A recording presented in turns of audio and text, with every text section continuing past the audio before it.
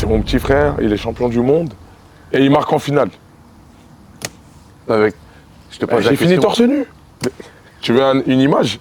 On finit torse nu et on crie sur les Argentins. Voilà, ils sont tout au-dessus de nous. Voilà. Pour dire qu'en gros, hein, vu qu'on les avait battus, on n'allait pas gagner. Et puis quoi encore? Mon frère, il marque en plus. Je les ai pas loupés. Tu les as pas loupés? Je les ai pas loupés.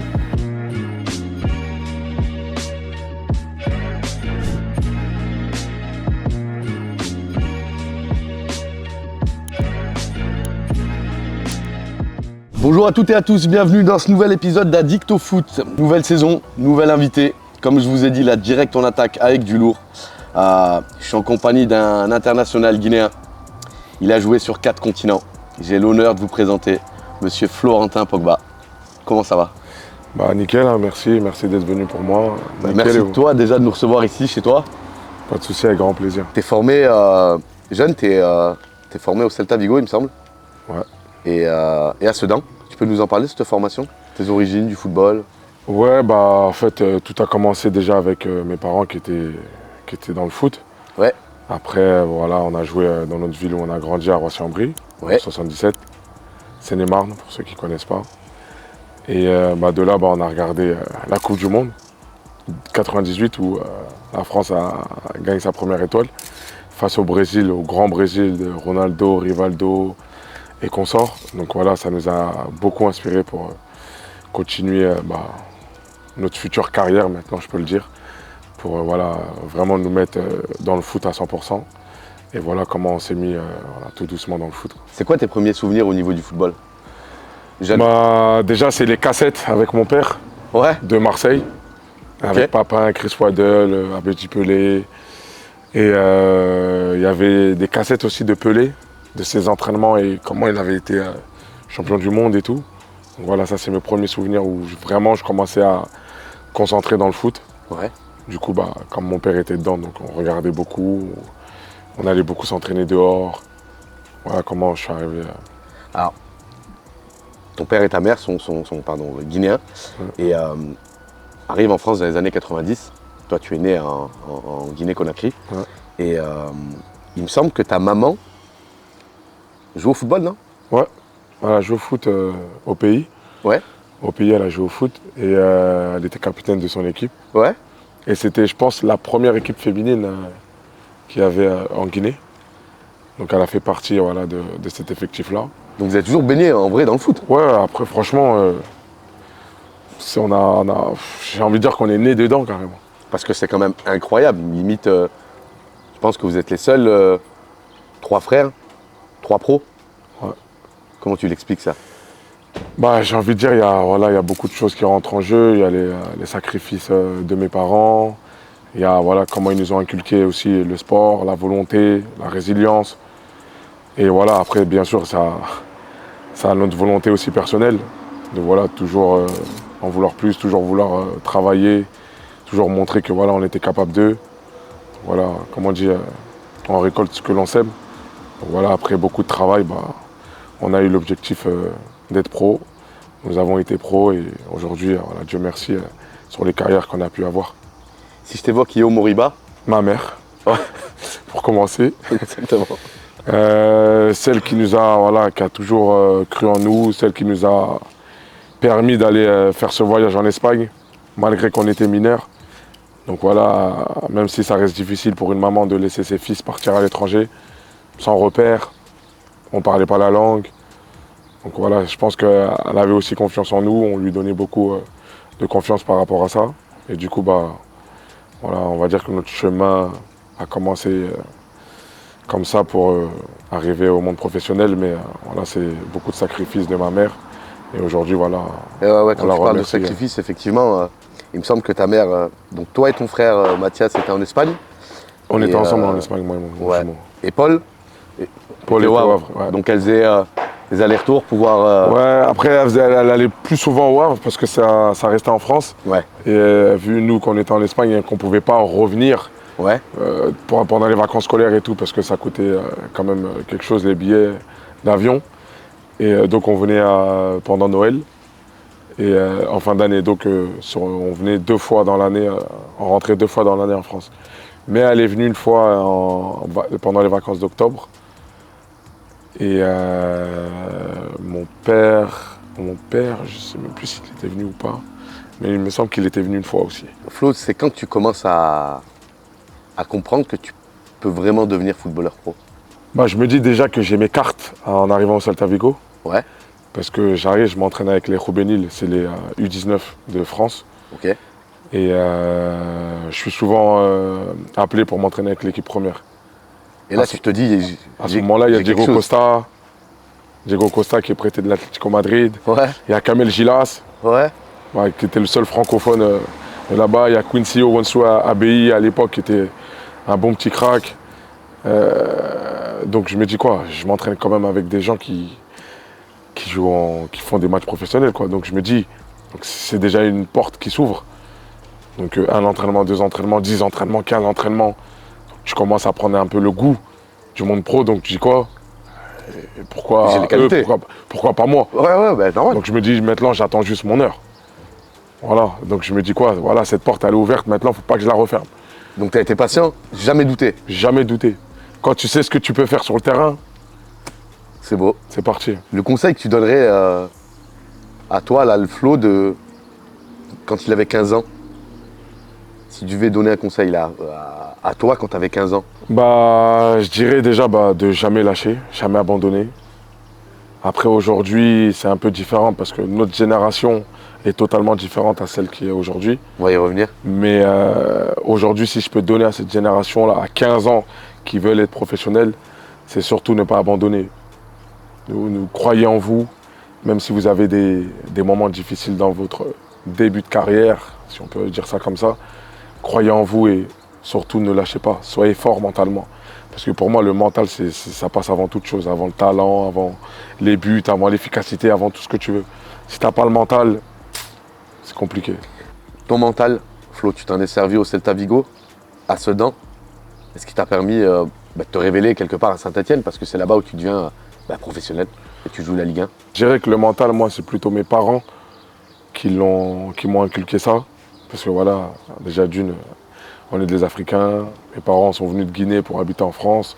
Donc ils ont eu certaines difficultés pour être bien, pour essayer de nous mettre bien. Et mes parents m'ont toujours dit, voilà, il ne faut jamais rien lâcher dans la vie. La vie est difficile. Parce que mes parents m'ont montré que voilà, la vie était difficile. On habitait dans des HLM. On n'avait pas toujours tout ce qu'on voulait. Donc déjà, forcément, je pense que ça te forge mentalement. Mm. Et après, avec ça, avec le foot, tu es obligé de rajouter encore plus de mental, plus de détermination pour arriver à ce que tu veux, quoi. Donc je pense que le mental démarre d'ici.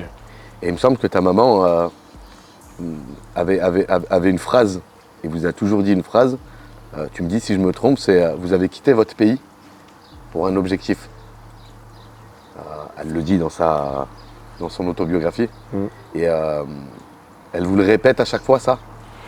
Après, je pense qu'elle l'a pas trop dit. Elle connaît ses enfants. Elle sait que voilà, nous, quand je dis nous, moi et mon jumeau, voilà, on sait qu'on est très fort de caractère. Ouais. Que s'il faut aller à la guerre, on ira à la guerre.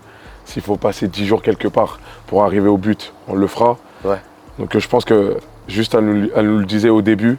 Ouais. Et après, une fois que c'est imprégné dans nos têtes, après ça va tout seul. Ça va tout seul. Mais j'ai surtout la phrase de mon père Ouais. qui me disait partout où vous allez passer, donnez une bonne image et essayez de montrer que vous êtes les plus forts. C'est beau. Toujours ça, je sais qu'il nous disait ça avant chaque match.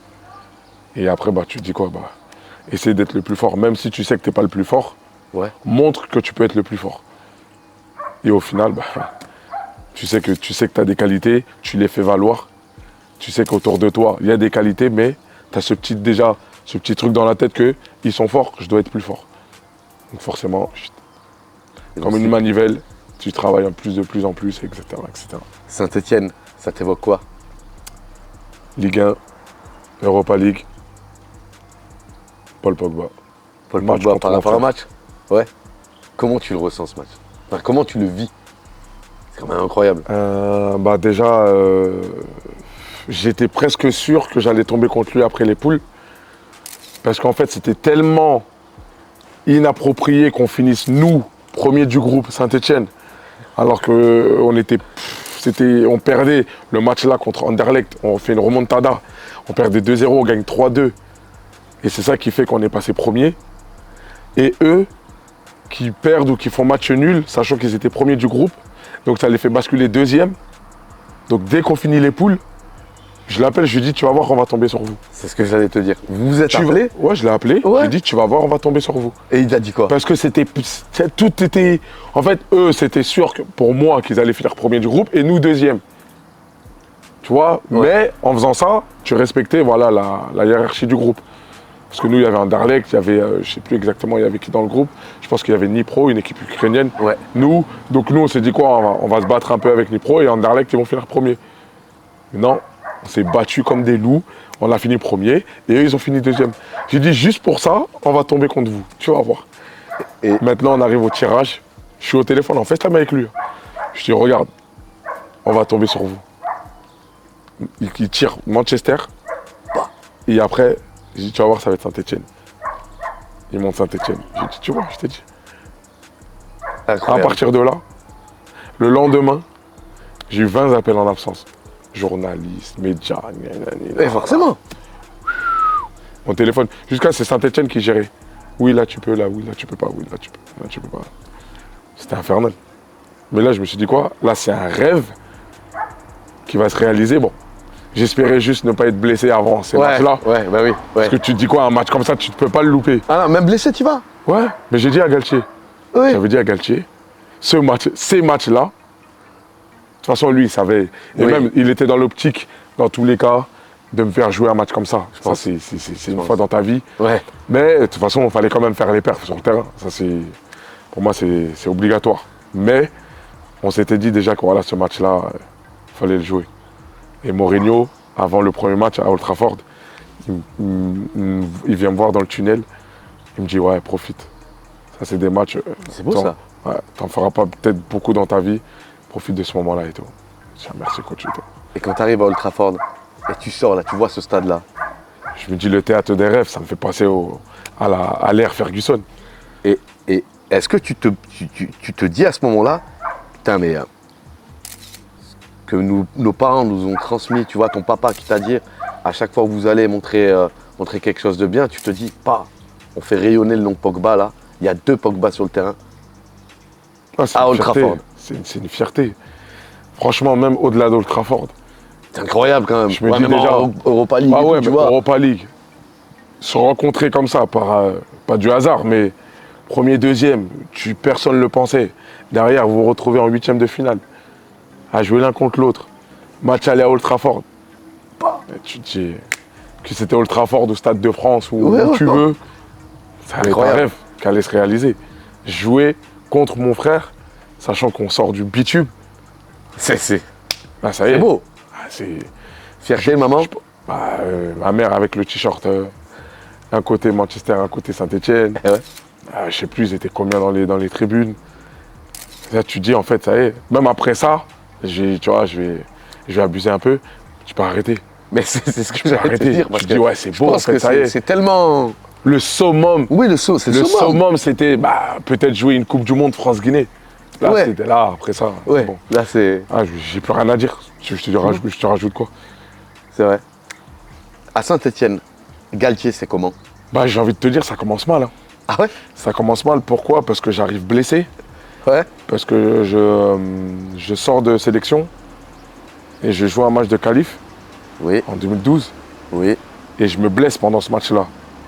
Je me Oui. fais le ménisque externe, droit, genou. Donc j'appelle le doc de Saint-Etienne et je lui dis qu'en gros, je me suis blessé en sélection, quoi. Donc ça veut dire que j'arrive à la reprise en béquille. Il te dit quoi? Il est un peu énervé. Il me dit parce que quand moi je l'avais vu, moi, quand j'avais signé en septembre 2012, en fait j'ai signé septembre 2012 Ouais. et je suis resté prêté à Sedan pour venir l'année suivante. Ok. Donc quand je vais le voir pour signer et tout, il me dit voilà, j'amène de la jeunesse et de l'expérience en parlant de Perrin. Ouais. Donc voilà, tu seras associé à Perrin. Voilà, une charnière voilà, avec du physique, dans les duels, et voilà, de l'intelligence de jeu et de la relance. Et de là, ça capote, quoi, parce que j'arrive blessé. Et à ce moment-là, Bayal Sall n'est plus trop dans les plans de Galtier. Donc du coup, ça relance Bayal Sall. Ça relance Bayal Sall. Et moi, j'arrive et je reprends je me blesse période de là, sélection, juin. Et ma première rentrée en jeu, c'est contre Montpellier en novembre, je crois, novembre 2014. Ouais, novembre 2013. Novembre 2013. Et du coup, le temps que je me remette et tout, etc. Donc, on va dire que l'année 2013-2014, elle est un peu bâclée par ma blessure. Son management de Galtier, qu'est-ce que tu peux en dire? Franchement, j'ai trouvé que... Surtout à Saint-Etienne. Ouais, moi, j'ai eu plus Galtier que d'autres entraîneurs à Saint-Etienne. Donc, la majorité du temps, j'étais avec lui. Mais je pense que son management, moi, j'ai beaucoup aimé. Beaucoup apprécié tactiquement. Il y avait beaucoup de jeux aussi. Voilà, quand il fallait être dur, il était dur. Assez blagueur, ça reste un sudiste, un Marseillais. Mais moi, franchement, j'ai beaucoup apprécié, même si, comme je l'ai dit juste avant, j'ai commencé blessé, c'est normal. Un coach, il veut des joueurs prêts. Donc voilà, moi, ça, je ne lui en veux pas, c'est le football qui fait ça. Mais sinon, vraiment, des bons moments avec lui. Voilà, j'ai pas grand-chose à rajouter, que du bon. Il passe le bonjour.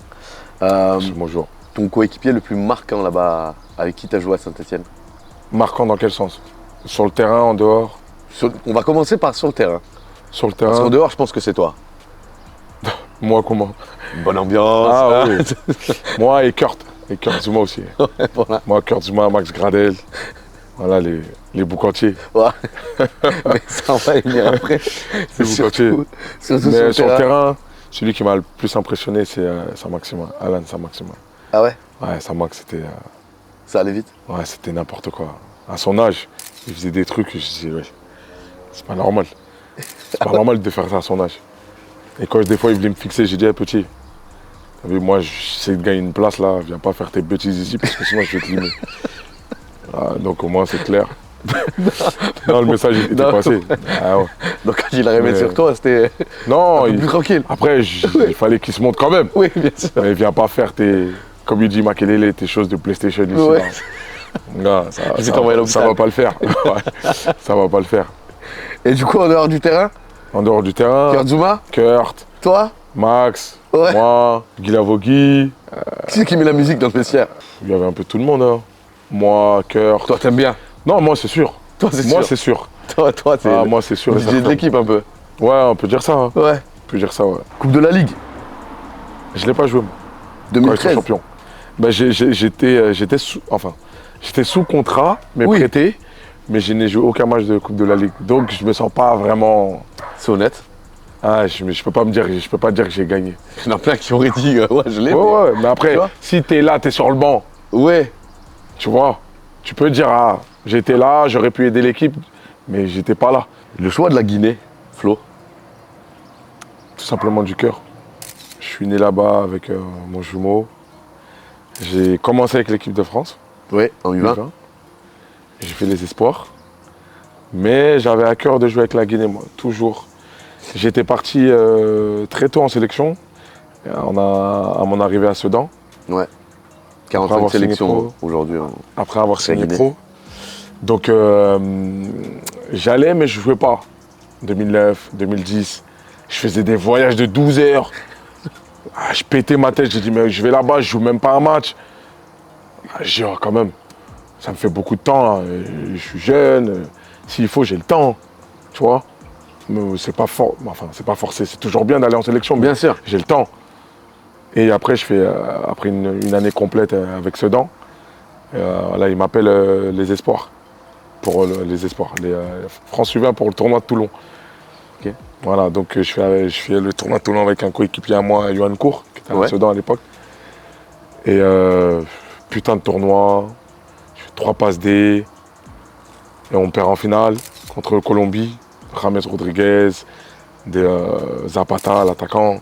Des vrais joueurs. Vrais joueurs, aujourd'hui qui font une très belle carrière. Eh ouais. Donc après ça, je me dis quoi? Je me suis lancé avec l'équipe de France, pourquoi pas? Je me dis quoi, bah, ça y est, je suis dedans maintenant. Donc après, je continue à Sedan, une année, les espoirs. M'appelle avec Eric Monbert. Donc il y a les espoirs juste avant la Guinée. Donc il y a un stage avec les espoirs, mais mon coach, j'ai match de coupe avec Sedan. Donc mon coach, il me laisse pas aller. Il me laisse pas aller au stage, vu que c'est qu'un stage, il n'y a pas de match. Donc il se dit quoi, non, le match est plus important. Donc du coup, j'appelle le coach, je lui dis, bah, le club me laisse pas partir parce qu'il y a un match de coupe à jouer et tout, etc. Pas de souci. Et entre-temps, les mois se défilent et il y a le sélectionneur de Guinée qui m'appelle, qui me dit voilà, on est décidé à te prendre pour te faire jouer. Donc voilà, si tu peux avoir le papier FIFA, là, comme quoi tu seras officiellement joueur guinéen, tout ça. Et moi, j'avais à cœur de jouer avec la Guinée, donc j'attendais juste voilà, le feu vert pour que définitivement je parte là-bas pour jouer. Donc après, j'ai dit oui sans hésiter. De 2012 jusqu'à 2021-22, j'ai été sélectionné avec la sélection. J'ai eu le capitanat aussi pendant quelques années. Oui, effectivement, parce que 45 sélections avec l'équipe nationale de Guinée, capitaine, et puis tu participes à une CAN, la CAN 2015, où quart de finale. En quart de finale, Ouais, nous, on les appelle les quarts de finalistes parce que quart de finale et après, je sais pas, il manque quelque chose pour passer au-dessus ou... C'est quoi? Mais déjà, super souvenir. Ah oui, bien sûr. Bah après, voilà la CAN. Super, oui et non. Pourquoi? Parce que je me blesse au bout du deuxième match. Oui. Contre Cameroun. Après, attention, vraie poule. Voilà. Côte d'Ivoire, Cameroun, Mali. Jusqu'à aujourd'hui, j'ai pas vu une poule comme ça. Non, mais c'est vrai. Incroyable la poule. Après, bien sûr, ça reste des très bons matchs à jouer, mais tu joues quasiment tu peux être le Big Four là. Ça peut être le Big Four, notre poule. Et t'as ça en poule. Compliqué un peu quand même. On fait 3 nuls. Toutes les équipes ont fait 3 nuls. 1-1, 1-1, 1-1, 1-1. On passe comment au tirage au sort? Incroyable. C'est la Guinée. Putain, allez, on y va. Bon, moi, je joue pas. Et on joue contre Ghana. On prend 3-0. Valise maison. Valise. Moi en béquille. Putain. Compliqué, mais voilà, ça reste une belle expérience. J'aurais pu faire quand même 4. Et à chaque fois, j'ai une blessure. C'est ce que j'allais dire. J'aurais pu faire 4 cannes. Ouais. Parce qu'à chaque fois, tu as été blessé. Soit avant. Ouais. Soit juste avant. Soit les matchs. La 2015 pendant, du coup. Ouais. Soit juste les matchs d'avant la CAN. Donc après, il fait sa liste et tout, mais. Ton plus grand regret? Je peux le mettre quand même que j'aurais pu faire plus de CAN quand même. Ouais. J'aurais kiffé. Mais bon, c'est comme ça. Alors, faut moi que tu m'expliques cette capacité à t'intégrer à chaque fois dans des cultures différentes. Parce que tu as fait l'Europe, tu as fait l'Afrique, tu as fait l'Amérique du Nord, puis tu as fini en Inde, qui est l'Asie. Tu as une capacité d'adaptation, elle est juste incroyable. Comment tu peux l'expliquer ça? Je dirais plus c'est déjà un côté naturel. Ouais. De pas avoir peur de voyager, pas avoir peur de découvrir des choses. Souvent, voilà, j'ai des amis à moi qui sont dans le confort et qui n'aiment pas trop dépasser leur zone de confort. Ouais. Mais moi, j'ai aucune zone de confort. Moi, en fait, où je vais... Mais ça, comment tu l'expliques ça? C'est en moi. C'est incroyable. Je peux pas t'expliquer, c'est moi, en fait. C'est toi, t'es comme ça. Partir à 16 ans au Celta, sans téléphone, sans langue, sans parler espagnol. Ça t'a forgé. Aujourd'hui, Ah ouais. je connais pas beaucoup. C'est vrai. En tout cas, je connais beaucoup de monde dans le foot. Ouais. J'ai pas encore entendu ça. Mais bon, ça peut se faire, hein, bien sûr. Mais ça montre que déjà... T'as une force de caractère, ouais. Je pense que ça, c'est en toi. Si tu sens que tu es capable, tu le fais. Ok. Donc moi, les continents, les langues, les trucs... Non, mais parce qu'en plus, voilà, faut le dire, moi aussi, tu t'es souvent blessé.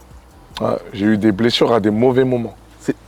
C'est ça? Des moments de mercato, par exemple. Tu vois, effectivement, tout à l'heure, on en parlait, Saint-Etienne, t'arrives blessé. Ouais. Et cette résilience, tu l'attires d'où? Je pense que c'est un trait de caractère qu'on t'imprègne déjà, je pense, qu'on t'inculque. Après, bien sûr, avec les éléments de ta vie privée et professionnelle, qui font que voilà, ça te forge un caractère plus ou moins voilà, dur ou plus ou moins ouvert pour d'éventuelles aventures qui te permettent d'avancer voilà, sans te poser trop de questions. Je pense que c'est ça qui fait que maintenant tu me dis d'aller à gauche ou à droite, j'y vais. Problème. Pas de problème. En même temps, on va retracer quand même ton parcours, mais de Saint-Etienne, tu décides de partir sur ton premier départ de France et tu arrives en Turquie. Ouais. Je vais en Turquie, après c'est un peu malgré moi parce que j'avais pas l'intention de partir moi. Comment se passe ce transfert? Le transfert, c'est le directeur sportif qui me dit que voilà, tu vas plus avoir le temps de jeu que tu souhaites.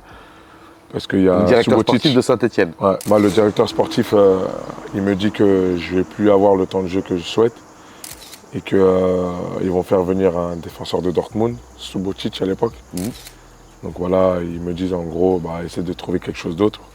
Sinon, tu vas rester 6 mois. Il est venu en janvier, période de janvier. Sinon, tu vas rester 6 mois voilà, sans jouer. Voilà, nous, il n'y aura pas de problème voilà, pour te laisser partir, etc. Toi, tu le prends comment? Donc, je le prends comme un joueur qui sait que peut-être qu'à Saint-Etienne, l'aventure va se terminer. Ok. Donc, ça fait partie du foot, Ouais. même si voilà, j'aurais aimé continuer là-bas. Mais ça fait partie du foot, donc je me dis quoi, ok, au moins merci de me l'avoir dit. Et au moins je peux préparer ma sortie de Saint-Etienne pour un autre club. Et du coup, comment elle arrive cette proposition? Et elle arrive le dernier jour. C'est un agent qui m'appelle, qui me dit voilà, il y a Gensler Bully qui cherche un dev centre et tout, gaucher. Et ils veulent faire vite. Donc voilà, je demande les conditions et tout, ils me disent les conditions et tout.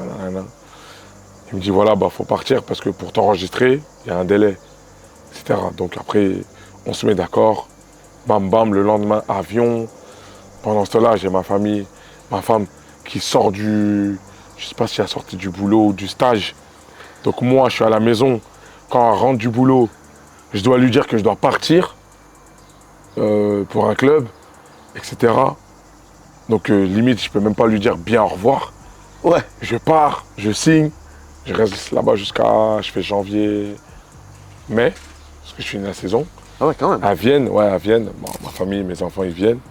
Mais c'est que ça s'est fait tellement Rapidement. que en fait, tu peux rien prévoir. Tu peux pas. Tu te fais parce que tu n'as pas le choix. Le temps, il est contre toi. Et voilà comment ça s'est fait un peu. Flo, tu me disais qu'effectivement, tu n'as pas eu le temps de dire au revoir correctement, entre guillemets, à ta femme quand tu pars en Turquie. Comment ils le vivent, eux, ta famille, ces situations? Ouais, je dirais que ça fait partie du métier, même si voilà, ça reste des moments difficiles, parce que tu sais pas pour combien de temps ça peut durer, même si tu sais à peu près voilà, ce que tu veux dans ta vie et dans ta carrière, mais tu sais que voilà, c'est pour un bon bout de temps.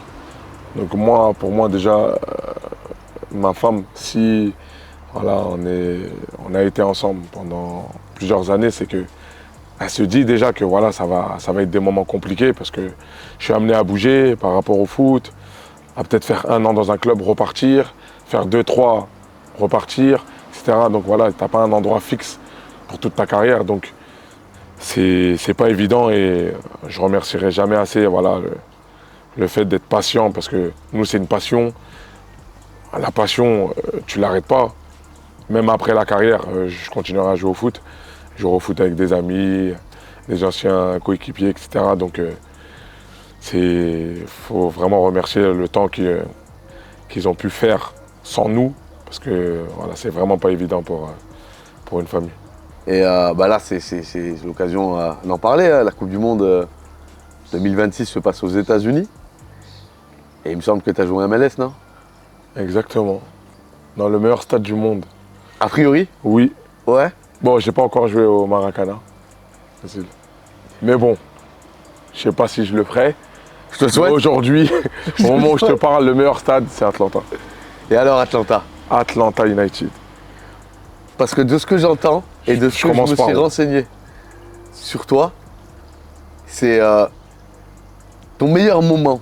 Je dirais moi c'est Saint-Etienne, Ouais. mais dans la globalité, dans la généralité des choses, je dirais Atlanta parce qu'il y avait de tout. Il y avait C'est-à-dire. le foot, le lifestyle, le stade, rêve américain. Raconte-nous. C'est quoi Je sais- le stade Le stade, climatisé qui se fait. C'est quoi cette histoire? vaisseau spatial, tu rentres, c'est une capacité de, pour me tromper, peut-être 80-85 000. Ouais. Affluence moyenne durant le championnat, quand j'y étais, 75 Oh. 000 personnes au stade. J'ai goûté le chaudron, Ouais. mais là-bas, C'est ça au-dessus. reste ça reste le GOAT. Ah ouais. C'est le GOAT, ouais, c'est le GOAT. C'était. En fait, tout était bien. Tu sais, la rigueur des steaks, tout est carré, tout est. Le stade en pétard. Même si c'est derby, pas derby, le stade il est en pétard. Tu joues, tu marques, il y a des écrans comme la NBA. À l'intérieur, tu marques, ta photo elle sort, il remonte l'action et tout. Ah, c'est n'importe quoi. Ton meilleur souvenir là-bas? Je gagne 2 titres, Ouais. mais 2 trophées dans ma carrière. Mais voilà, c'est football, plaisir, vraie équipe à ce moment-là, lifestyle, tu vis beaucoup de soleil, beaucoup d'happiness, de joie, de... Non, franchement, C'était génial. magnifique. Ta famille a kiffé? À kiffer, surkiffer. Ah ouais. Ouais. Si je pouvais y aller, bon, je pense plus là maintenant, retour dans les MLS, mais pour des vacances, j'hésiterais pas en tout cas. Oh, du coup, la prochaine fois qu'on vient de voir, on vient de voir Atlanta. Ouais, franchement, ça serait un grand plaisir. Ah ouais. Mais c'est un coup le billet, toi, je préviens. Ah, on vient, on vient, on vient. Y a pas On de vient de souci, voir. je vous On invite à vient la de voir. maison sans problème. Du coup, la Coupe du Monde se passe actuellement aux États-Unis. Coupe du Monde à 48. Ça t'évoque quoi, toi? Bah, déjà, plus de chance à des nations de se montrer, Ouais. avoir une visibilité et montrer que le football évolue. C'est pas toujours les mêmes équipes qui sont là. Donc, ouais, ça me va bien, moi, le format à 48. C'est dommage que la Guinée n'y est pas. Mais, J'allais revenir dessus. mais en tout cas, oui, j'aime bien ce concept-là. C'est pas mal et j'aime bien parce que tu découvres beaucoup de joueurs dans des nations qu'on connaît pas forcément. Et c'est bien, ça met encore du piment dans l'évolution du football. Les nouvelles règles de la FIFA, en tout cas appliquées cette année sur la Coupe du Monde, t'en penses quoi? 5 secondes pour les touches. Ouais, j'ai envie de te dire, Tu parles comme ça, Faut l'arbitre, bien- c'est carton rouge. faut bien créer des choses. C'est tout nouveau. C'est tout nouveau. Donc est-ce que ça va marcher? Est-ce que les gens vont l'apprécier ou pas? On verra à la fin. Mais en tout cas, voilà, je pense que voilà, ça innove. Et peut-être que ça pourra s'améliorer encore et je l'espère.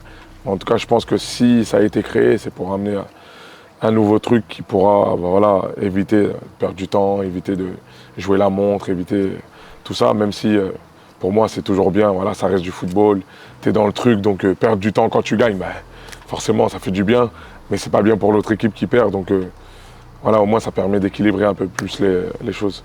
Est-ce que ça a changé la manière de jouer peut-être?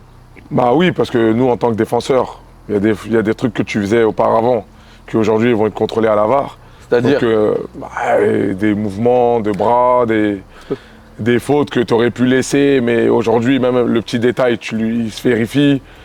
Voilà, les petites malices qu'on crée sur le terrain, qui font partie du football. Ouais. Mais voilà, aujourd'hui, tout est filmé, tout est scruté à la lettre, au mouvement. Donc, Le ballon de la Coupe du Monde, t'as vu qu'il y a de la data dedans? je sais pas. Tu sais pas? Non. C'est un nouveau ballon où il y a de la data en fait. Qu'est-ce que t'en penses de ça? Créatif. Mais j'étais pas au courant déjà. Je dormirais moins bête. Mais ouais, créatif, innovant. Un peu trop ou change le J'ai football? envie de dire, c'est jamais un peu trop parce qu'il y aura encore des nouveaux trucs dans les années à venir. Donc, comme là aujourd'hui les règles, comme Ouais. let's do it, hein, on va voir. Hein. Let's try. Ah oui, je la fais même en anglais carrément. Tes 3 favoris pour la Coupe du Monde? Bah, mettre la France. Je vais mettre l'Argentine parce que moi, pour moi, tant que le GOAT il est là, il peut dégainer quelque chose. Ouais. Et Encore tu penses? Ok. Il a fait toute sa carrière en marchant, il a fini avec combien de stats? C'est son pied qui est là. Tant que son pied il est là. Et je mettrais l'Espagne. Ok. Voilà mes 3 favoris. Ton type Coupe du Monde. Une équipe, 11 joueurs. N'importe quelle nationalité. Ouais. Neuer au goal. Ok. Cancelo à droite. Ok. Saliba. Moi je peux laisser la charnière française. Saliba ou Upamecano. Ok. Nuno Mendes. Vitinha, Pedri, Rodri. Lamine Yamal. Messi, Olysée. Placez-les où vous voulez. Magnifique. Il l'a sorti. C'est un il l'a sorti parce que je le prends comme ça au dépourvu. Et voilà le 11 type de Flo. Je parlais de ton frère Paul, milieu de terrain et champion du monde 2018. Quand il arrive à cette Coupe du Monde, il arrive pour moi en tant que peut-être le meilleur milieu de terrain au monde. Toi de l'intérieur, familialement, est-ce que tu vois qu'il a cette pression-là ou pas? Moi, je dirais que non, parce que, comme je connais mon frère et nos caractères, pression pour la Coupe du Monde, je pense pas, mais je pense qu'il est conscient que on va le regarder, on va le scruter, que les yeux seront portés sur lui, sur ce qu'il va faire comme performance, et qu'il sort d'une saison. Déjà l'année d'avant, il gagne l'Europa League avec Manchester. Et que derrière, il fait une saison assez correcte à mon goût. Donc je me dis que là, frérot, tu pars avec un statut du GOAT du milieu de terrain. Donc forcément, il faudra le prouver en Coupe du Monde. Il le prouve, match après match, en tant que leader, sur le terrain. Voilà le jeu qu'on connaît de mon frère. Voilà, il arrive un peu même pas un peu, il arrive en cadre de cette équipe. Il a les bons mots au bon moment. Voilà, digne de lui, quoi. Donc, pression, je pense pas qu'il avait de la pression, mais c'était, on va dire, de la pression, montrer que c'est moi et je vais vous montrer. Mais pas une pression de si je loupe, qu'est-ce qu'on va dire sur moi, non. Parce que quand tu arrives avec ses qualités, tu arrives avec les performances qui précèdent la Coupe du Monde, tu arrives, normalement, tu es à l'aise. Tu te dis, aujourd'hui, voilà, c'est pour nous.